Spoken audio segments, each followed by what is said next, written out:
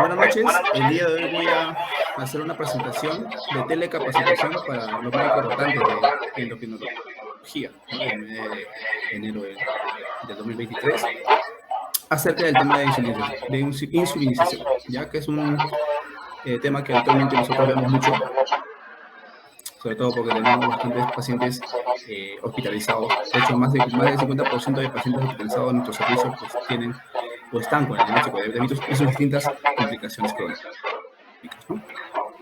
Entonces, como parte introductoria, tenemos que la insulina en forma de insulina basal de acción prolongada e insulina nutricional y correctiva de acción rápida, pero de duración corta, deben usarse en pacientes hospitalizados con diabetes, ¿no? La dosis diaria total de insulina para cada paciente depende de su régimen de insulina ambulatorio, del tipo de diabetes, ¿no? Obviamente es distinto tener un paciente con diabetes tipo 1, diabetes tipo 2, porque obviamente estos pacientes requieren, los pacientes, por ejemplo, de tipo 1 requieren mucho más insulina que los pacientes tipo 2. Su nivel de hemoglobina glucosilante de ingreso es muy importante a la hora de evaluar o de calcular la dosis diaria de insulina, ¿no? Porque va a depender mucho de cuán controlada esté la diabetes mellitus en el momento del ingreso, ¿no? El estado nutricional actual del paciente y la presencia de corticosteroides, ¿no? Obviamente las hormonas, los corticosteroides son hormonas que nosotros sabemos que son hormonas contrarreguladoras y que incrementan el nivel de glucosa plasmática, ¿ok? Entonces, tenemos que tener en cuenta estos aspectos, ¿no? Entonces, todos los pacientes con diabetes se debe controlar la hemoglobina glicosilada al momento de la admisión, a menos que los pacientes tengan un valor en los últimos 3 meses, ¿no?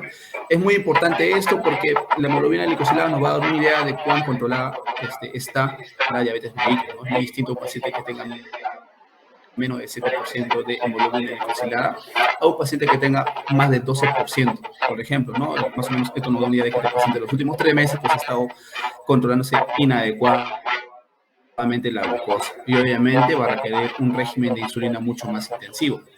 Entonces, más o menos la insulinoterapia se basa en la secreción fisiológica de insulina a nivel del páncreas, ¿no? Nosotros tenemos que tener en cuenta que la insulina tiene una secreción basal, ¿no? una secreción de 24 horas, ¿no? Constante, y una secreción postprandial, ¿no? Que más o menos nos ayuda a regular los niveles de glucosa luego de que nosotros consumimos alimentos, ¿no? Obviamente después del desayuno, después del almuerzo, después de la cena, ¿ya? Entonces, este es el reemplazo fisiológico de la insulina. Más o menos nosotros tenemos que tratar de imitar esta secreción fisiológica de insulina, ¿ok? Entonces, para eso tenemos distintos tipos de insulinas, no tenemos las insulinas basales y prandiales, ¿no? Nosotros tenemos este tipo de insulinas, ¿no? Dentro de las insulinas basales tenemos las que más nosotros utilizamos en el servicio, son glargina y NPH. La glargina es una insulina de acción prolongada y la NPH es una insulina de acción intermedia. Y hay las insulinas prandiales, es decir, aquellas que nos van a servir a nosotros para poder controlar la glucosa luego de las comidas, es decir, luego del desayuno, luego del almuerzo, luego de la cena. Está la insulina recomendada manda rápida, regular o cristalina, ¿no? Es la que habitualmente nosotros utilizamos, o los análogos de acción ultra rápida, ¿no? La lispro, la espática, la glicina, ¿ya? Entonces, dentro de esto, tenemos que tener en cuenta más o menos cuándo inicia su acción este tipo de insulina, cuál es su pico y cuál es su duración, porque más o menos nos va a dar una idea de cuántas veces nosotros vamos a aplicar este tipo de insulina. Por ejemplo, la glargina inicia su acción a las 2 horas, ¿no? No tiene un pico de acción, es decir, es una insulina que se mantiene con una concentración plana a nivel plasmático, ¿no? Y tiene una duración de 20-24 horas, entonces la insulina solamente se aplica una vez al día, ¿no? Habitualmente la glargina es una insulina que se utiliza en los pacientes con diabetes tipo 1. Por ejemplo, la insulina NPH, no la insulina clásica que nosotros tenemos, ¿no? Que tiene un aspecto lechoso, también tiene un tiempo de inicio de acción a las 2 horas, un pico de acción de 6 a 8 horas y una duración de 12 horas, ¿no? Por eso que la insulina NPH se aplica 2 veces, ¿no? Habitualmente se aplica a las 7 de la mañana y a las 9 de la noche, 2 veces durante el día. Dentro de las insulinas pandiales tenemos la insulina rápida, regular o cristalina, que tiene su inicio de acción a los 30 minutos, un pico entre las 2 a las 3 horas y una duración de 4 a 6 horas, ¿no? Este es muy importante el inicio de acción de la insulina rápida. ¿Por qué? Porque nosotros tenemos que aplicar esta insulina 30 minutos mínimo antes de que el paciente consuma alimentos, ¿ya? No tiene sentido que nosotros le apliquemos, digamos, después, ¿no? Durante la comida o después de que consume los alimentos, porque el tiempo en el cual va a ejercer su efecto, este tiempo de insulina va a ser los 30 minutos. Entonces, la indicación es para cada paciente, ¿no? 30 minutos antes del almuerzo, 30 minutos antes de desayuno, 30 minutos antes del almuerzo y 30 minutos antes de la cena, debemos de indicar que se coloque este tipo de insulina, ¿no? para un mejor control postpandreal, ¿no? Y la lispro-aspática de la glucina, que son insulinas ultra rápidas que tienen su efecto o inicio entre los 10 a 15 minutos, un pico entre los 3 a 45 minutos y una duración de 2 a 4 horas, ¿ya?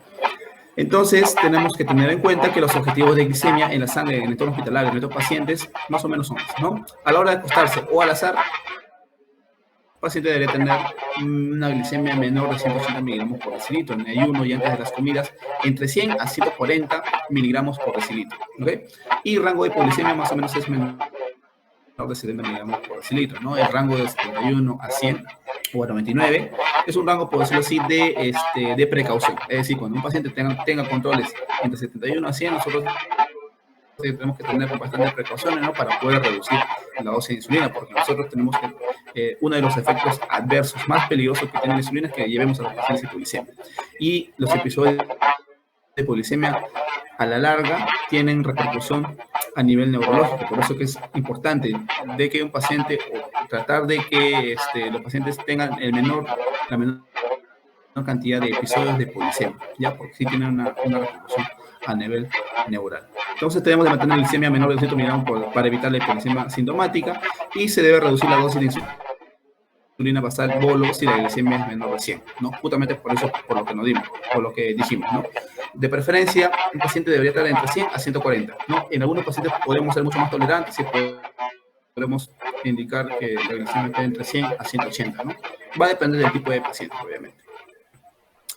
Bien, entonces, ¿cómo hacemos para el cálculo de la dosis de insulina, ¿no?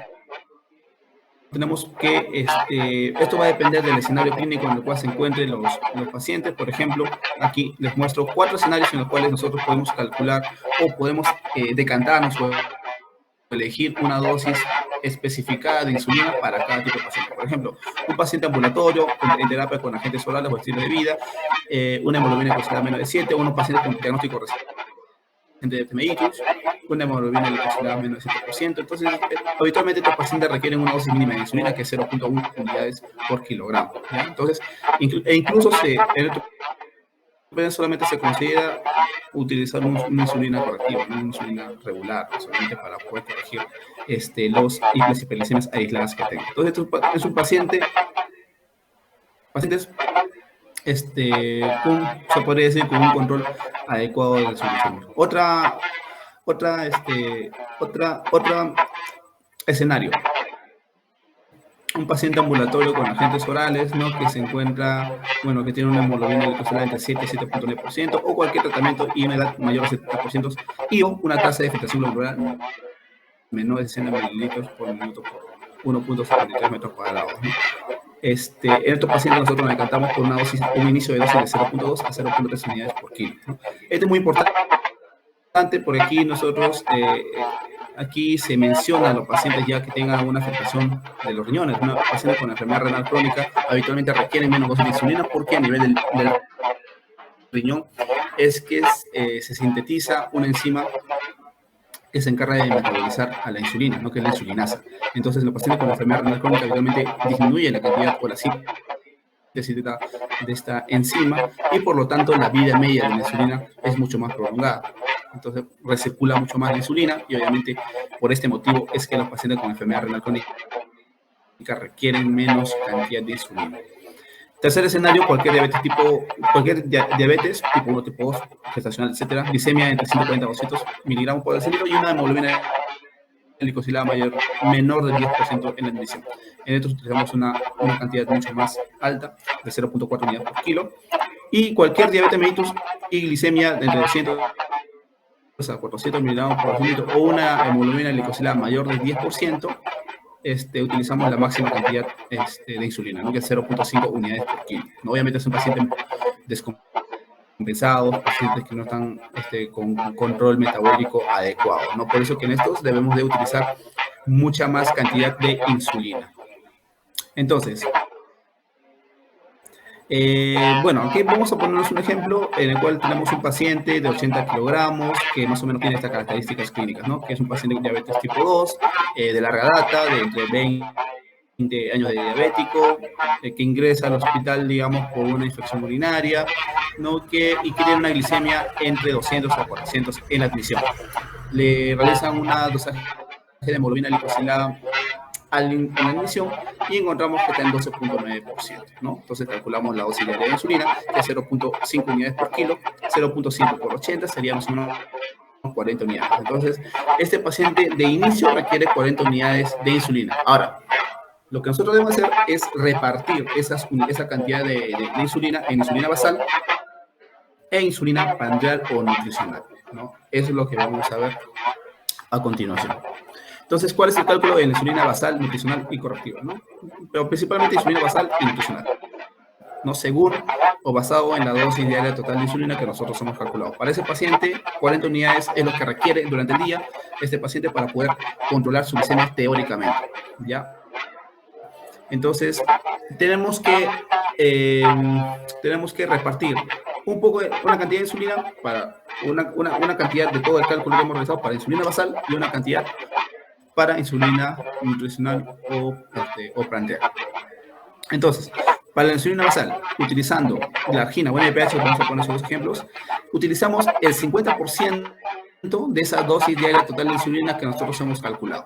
Entonces, 40 unidades, el 50% son 20 unidades. ¿Eso qué quiere decir? Que nosotros tenemos que utilizar 20 unidades como una insulina basal, sea la argina o sea NPH. Puede ser de 1000, pero habitualmente la que nosotros utilizamos más son la argina y NPH. Es decir, 20 unidades de la argina lo indicamos, digamos, a las 7 de la mañana o lo podemos indicar a las 9 de la noche, ¿no? Solamente se aplica una vez al día porque la insulina y la argina tienen un tiempo de acción de 20 a 24 horas. Y si nos decantamos por utilizar una insulina NPH, la insulina NPH se aplica 2 veces al día, ¿no? En la mañana, 7 de la mañana y 9 de la noche, ¿ya? Entonces, acá tiene una regla práctica para poder repartir esa cantidad. Es decir, de 20 unidades, el 2 tercios lo indicamos en la mañana y un tercio lo aplicamos o lo indicamos en la noche, ¿no? 2 tercios más o menos de 20 son aproximadamente 2 unidades y un tercio de 20 es 8 unidades. Entonces, indicamos, ¿no? 2 unidades en la mañana, a las 7 de la mañana y 8 unidades en la noche, ¿no? Como insulina en el pecho. Entonces, de esta manera nosotros calculamos la dosis diaria basal de insulina, la dosis de insulina basal que tenemos que utilizar para este paciente. Ahora, el 50% que nos queda de los 40, o sea, 20 unidades, nosotros lo podemos utilizar como dosis o insulina nutricional o prandial, es decir, para poder controlar las glicemias después de las comidas, o sea, después del desayuno, después del almuerzo, después de la cena, ¿no? Entonces, la dosis diaria total es la dosis diaria de insulina total por 0.5 o el 50% de la dosis diaria total de insulina lo podemos utilizar como insulina nutricional. O sea, podemos utilizar como insulina R, regular, o cristalina, o como las ultra rápidas, ¿no? La LIS, o la glucina, etc. ¿Ya? Muy bien. Entonces, de esta manera nosotros repartimos la insulina basal y la insulina nutricional. Obviamente, nosotros en un inicio primero calculamos la insulina basal y después, según los controles que los pacientes tengan en el transcurso de los días, nosotros podemos ir agregando bolos de insulina nutricional según sea o según los controles, ¿no? Debemos un paciente que tenga controles inadecuados luego del desayuno, se aplicará su dosis nutricional en el desayuno, ¿no? Algunos que tengan dosis nutricionales, perdón, una glicemia alterada después del almuerzo, se aplicará su dosis nutricional en el almuerzo, y así de la misma manera en la cena, ¿no? Entonces va a depender mucho de los controles. Habitualmente lo primero que se indica son la insulina basal y las insulinas nutricionales se añaden en función de los controles de glicemia que tengan los pacientes, ¿ok? Muy bien, entonces ya calculamos la dosis, ya el paciente tiene indicado, le hacemos sus controles durante 3 días, ¿no? Habitualmente nosotros en el servicio hacemos los controles a las 7 de la mañana, a las 12 del día, a las 4 de la tarde y a las 10 de la noche. Y ahora nosotros tenemos que corregir la cantidad de insulina que hemos indicado, ¿no? Porque obviamente este solamente es un punto de inicio, más no es vamos a continuar con la misma cantidad todos los días, ¿no? Sino es un punto de inicio y es un cálculo teórico, ¿no? Obviamente va a depender mucho de las características clínicas que tengan los pacientes, ¿no? Hay unos pacientes que son delgados, que no tienen signos de insulina resistencia, obviamente esos pacientes van a requerir menos insulina, ¿no? Incluso de repente menos insulina de lo que nosotros hemos calculado. Pero hay unos pacientes, digamos, que son obesos, tienen signos de insulinoresistencia, cantosinigrican, tienen dislipidemia, etcétera, ¿no? Tienen otras características que obviamente nos hacen a nosotros pensar de que de repente este paciente va a requerir mucha más cantidad de insulina de la que nosotros hemos calculado teóricamente. Por eso que son muy importantes los cálculos o los controles posteriores de glicemia. Entonces, son 3 escenarios clínicos en los cuales nosotros nos vamos a mantener, o bueno, vamos a tener en cuenta en cada paciente. El primer escenario clínico es que la glicemia antes de las comidas y antes del almuerzo estén dentro del rango, es decir, estén dentro de 100 a 140 miligramos por decilitro, y la glicemia en ayunas es la que está fuera de rango, no mayor de 140. Entonces, ¿qué es lo que hacemos? Nosotros debemos de corregir la insulina basal, ¿ya? De la noche, ¿no? De la noche. Nosotros, habitualmente la glargina se aplica en la noche, habitualmente la dosis de la NPH, la dosis de las 9 de la noche, es la que nosotros tenemos que corregir o tenemos que aumentar una cantidad adicional para poder controlar la glicemia en ayunas, ¿ok? Y se va a hacer, se hace bajo esta regla, ¿no? El 10% de esa dosis que se utilizó en la noche, si la glicemia está entre 100 a 140, perdón, a 199 miligramos por decilitro, 20% si está entre 200 a 299 y 30% si está entre 300 a 399, ¿no? Entonces, es un rasgo, este es un aumento teórico, ¿no? Un aumento teórico que habitualmente podría tomarse en cuenta, pero de una manera práctica nosotros podemos agregar cierta cantidad de insulina a la dosis basal y a la dosis nutricional de la siguiente manera, ¿no? Digamos, utilizamos 8 unidades de insulina basal a las 9 de la noche y requerimos aumentarle la dosis porque la glicemia en ayunas se salió alterada. Entonces, nosotros las insulinas basales podemos ir aumentándolas de 4 en 4, ¿no? De forma práctica, ¿no? De repente algunas veces este cálculo del 10%, 20% es un poquito tedioso, un poco complicado de repente para los votantes que están o recién están iniciándose en el tema de la insulinización. Entonces, de forma práctica, se va aumentando de 4 en 4, la insulina NPH, ¿no? O la insulina glargina, o cualquier insulina basal. Si utilizamos 8 unidades en la noche, al día siguiente podemos indicarle unas 2 unidades, ¿no? Para poder, y después ya, bueno, hacemos los controles posteriores de glicemia en ayunas, ¿no? Entonces vamos aumentando de 4 en 4 en función de cómo esté posteriormente los controles, ¿no? Cuando controla, entonces ya nos quedamos en esa dosis, ¿no? Digamos, 3 días después hemos aumentado hasta 12, hasta 16, de repente de la noche, y comenzó el paciente a controlar su glicemia en ayuno. Es decir, que en realidad, ese es más o menos ese rango, esa es la dosis que este paciente requiere en la noche de insulina basal para poder controlar su glicemia en ayuno, ¿no? Otro escenario clínico es que la glicemia antes de las comidas o preprandial, ¿no? Esté más de 140, o la glicemia antes de acostarse esté más de 180, pero la glicemia está normal. Entonces, ¿qué es lo que debemos hacer acá nosotros? ¿Cuál es la insulina que nosotros debemos de corregir en la terapéutica? Es la insulina nutricional, reacción rápida. No sea la insulina que utilizamos antes del desayuno, antes del almuerzo o antes de la cena. No va a depender mucho de cuál es la cantidad o cuál es la comida del día en la cual se afecta mucho más la glucosa. En algunos pacientes se afecta mucho más la glucosa o se incrementa la glucosa después del desayuno, en algunos más después del almuerzo, en algunos pocos, en algunos otros después de la cena, ¿ya? Habitualmente es después del almuerzo, porque obviamente el almuerzo es la comida más copiosa del día, ¿no? Entonces, en función de cuál es la glucosa postprandial que está alterada, nosotros podemos ajustar la dosis de insulina rápida antes de esa comida, ¿no? Y más o menos siguiendo la misma regla. Pero como les menciono, ahora nosotros acá tenemos que agregar una insulina o tenemos que corregir la insulina nutricional. Entonces, la regla es, la forma práctica, esta es la forma teórica, la forma práctica es que nosotros aumentemos la dosis de insulina nutricional o prandial, es decir, insulina regular, cristalina o insulina lispro, glicina, no las ultra rápidas, aumentándolas de 2 en 2, ¿no? Si hemos utilizado, por ejemplo, en este paciente, ¿no? El paciente que he mencionado, antes del desayuno, vemos 6 unidades antes del desayuno y antes del almuerzo, o 30 minutos antes del almuerzo, hemos utilizado 4 unidades, entonces nosotros podemos aumentar de 2 en 2.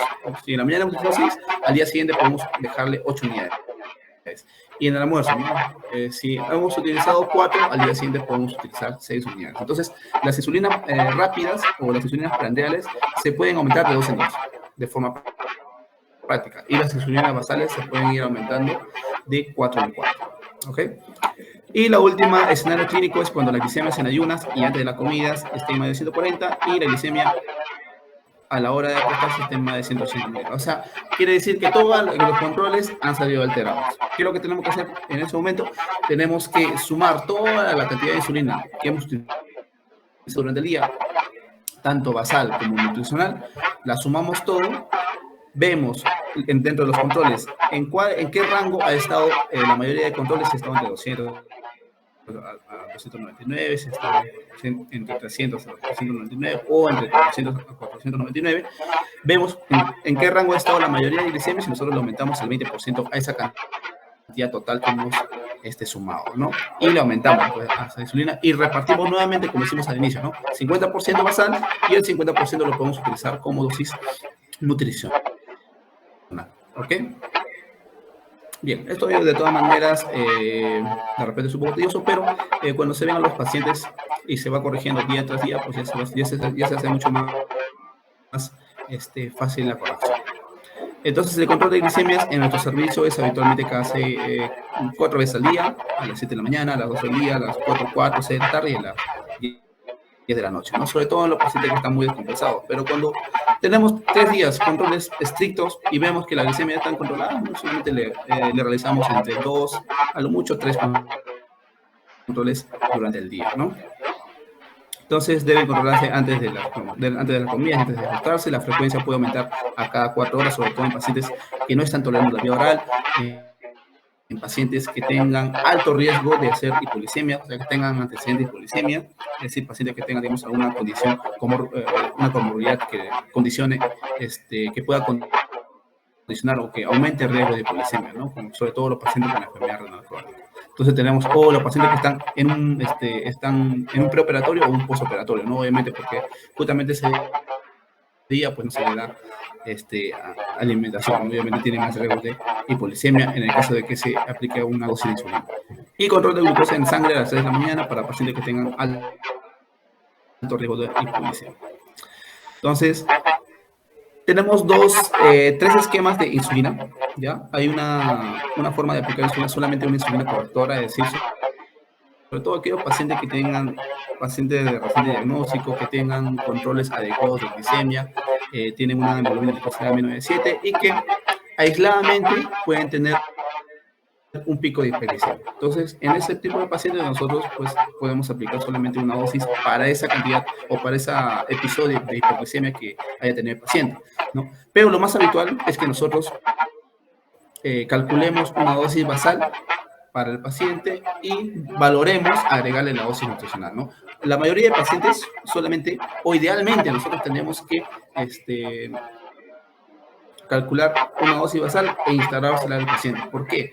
Porque obviamente la cantidad de inyecciones de insulina es muy molestosa para los pacientes y es una precisamente de las causas por las cuales los pacientes no se adhieren al tratamiento, ¿no? Mientras más inyecciones, obviamente va a haber mucha más incomodidad y mucha más riesgo de que el paciente no se adhiera correctamente al tratamiento, ¿ya? Entonces, lo ideal es tener una dosis basal para el paciente, una inyección o 2 inyecciones en el caso de NPH, una inyección en el caso de glargina y una insulina, aplicar una insulina correctora en el caso que lo requiera, ¿no? ¿Ya?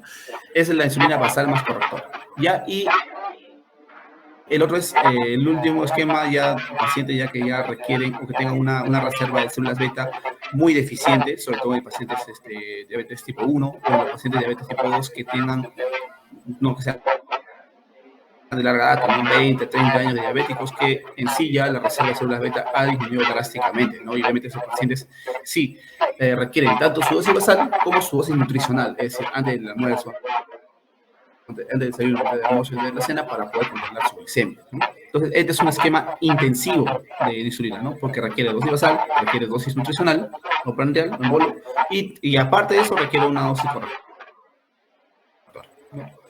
Entonces, estos son los 3 esquemas que nosotros tenemos, que habitualmente manejamos en el hospital. Habitualmente, en la mayoría de pacientes, nosotros tratamos de llegar a instalar un esquema basal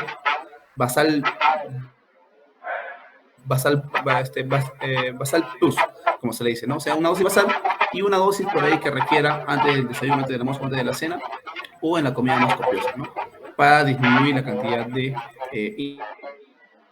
inyecciones durante el día, y es que obviamente sea de tratamiento, ¿no?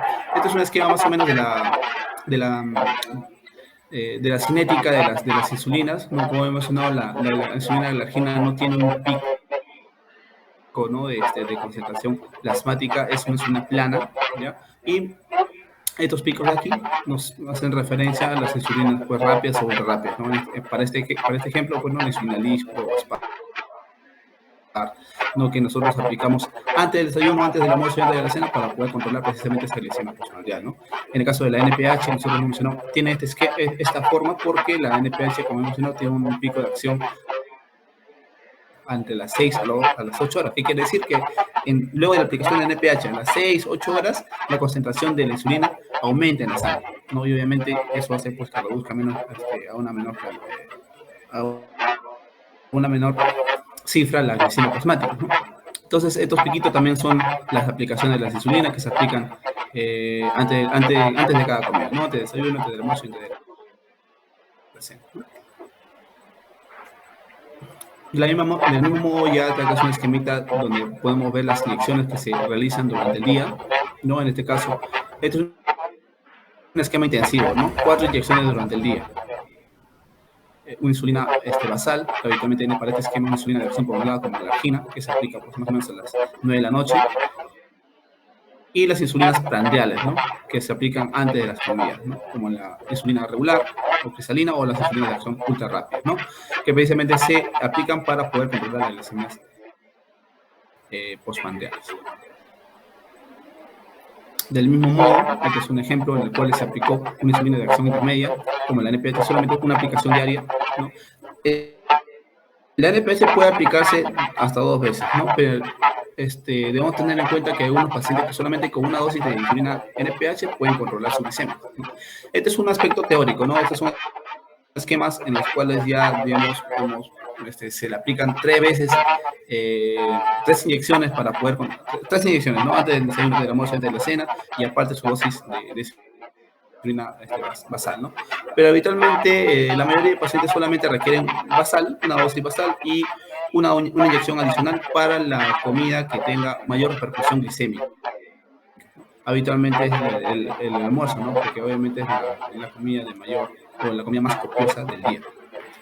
Este es otro esquema en el cual podemos ver también ya las 2 inyecciones que se aplican de insulina NPH, ¿no? Una insulina de acción intermedia, ¿no? A las 7 de la mañana y a las... Habitualmente nosotros lo aplicamos a las 9 de la noche, ¿no? Por este esquema, más o menos lo aplican a las 7 de la noche, ¿no? Y estas son las inyecciones también de acción rápida. Bueno, otro aspecto, este esquema es muy interesante porque obviamente nosotros podemos siempre... puede existir alguna pregunta por parte de los pacientes, es que en la misma inyección se podrían colocar 2 tipos de insulina diferentes, y la respuesta es sí, ¿ya? Entonces, para reducir la cantidad de aplicaciones o de inyecciones de insulina durante el día, bueno, eso es uno de los aspectos favorables, por decirlo así, entre comillas, de la insulina NPH, es que la insulina NPH podría combinarse o podría aplicarse en la misma jeringa o cargarse en la misma jeringa para la aplicación de esta, ¿no? A nivel, bueno, en los pacientes. Y de esta manera reducir el número de inyecciones, ¿ya? Pero ¿cuál es por decirlo así, lo que nosotros tenemos que tener en cuenta? Que primero se debe cargar la insulina regular o cristalina y luego se debería de cargar la insulina NPH. ¿Bajo qué concepto teórico? Es que la insulina NPH tiene ciertos componentes como la protamina, bueno, dentro de sus componentes, la protamina tiene algunos elementos como el zinc que hacen que modifique su farmacocinética. Entonces, si nosotros... Y obviamente eso las hace, pues, ¿no? Que sean una insulina de acción intermedia, ¿no? O que dure mucho más.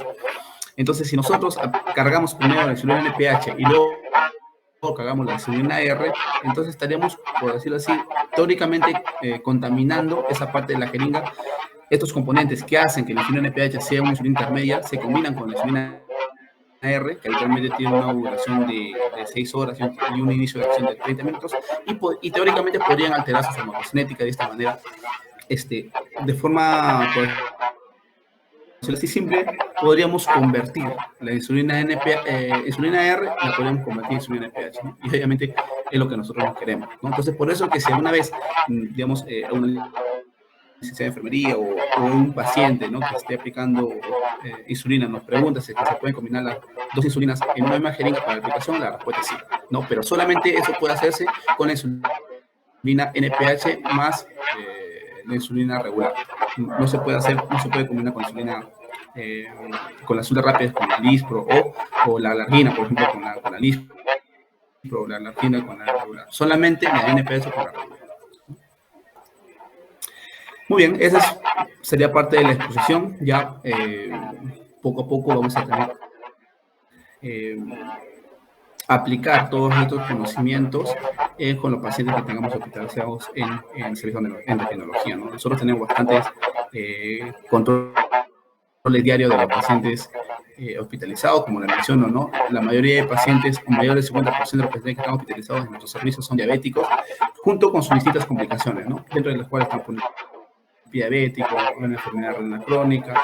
Entonces nosotros tenemos diferentes características clínicas de comorbilidades también, y obviamente que nosotros tenemos que tener en cuenta a la hora de calcular la dosis de insulina y la corrección posterior, ¿no? Durante el, ¿ok? Entonces, esto sería todo. Muchas gracias. Me despido.